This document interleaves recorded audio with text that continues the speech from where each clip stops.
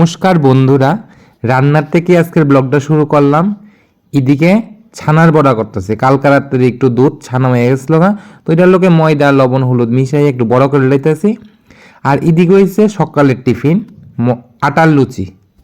তো বন্ধুরা, ময়দার লুচিতে অনেকে অসুবিধা হয়, এসিড টেসিড হয়, তার লেগা আটা দিয়ে লুচি বানাইলে খাইতেও স্বাদ, শরীর লেগেও ভালো। আর এদিকে কাঁচকল আলু দিয়া রান্না হইতেছে ছানার বড়া।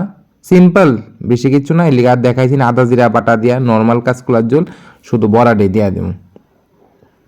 অনেকে আমরা রান্না করি না পনির দিয়া কাঁচকলা দিয়া, এরকম ভাবেই হইতেছে আর কি। অ্যাকচুয়ালি রান্নাটা পনিরের থেকেও বেশি স্বাদ হয় বন্ধুরা খাইতে। যারা খাইছেন না একবার বাড়িতে বানিয়ে দেখবেন, আশা করি খুব ভালো লাগবে। আর এদিকে ভাজা হইব উস্তা আলু ভাজা। এই তো তরকারির ফাইনাল লুক। রংটা বন্ধুরা খুব সুন্দর হয়েছে তরকারির।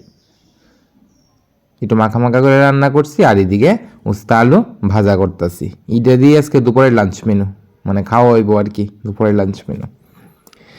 আর এটা হয়েছে ভোরবেলা প্রায় 3টা। আমরা বাড়ির নগর কীর্তন আইব, স্নান টান করে রেডি হইলাম। এই তো ভগবানরাও ঘুমের থেকে উঠাইলাম। আগের দিন রাত্রে আমি টুকটাক রেডি করে রাখছি, মানে ধূপ টুপ রেডি করে রাখছি, বিছনার চাদর পাইতা রাখছি, যতটুকু আজ্ঞান সম্ভব আগে রাখছে। কারণ সকালবেলাতে এত কিছু সম্ভব না বন্ধুরা, একটু একটু তো আগে এখন লাগবই।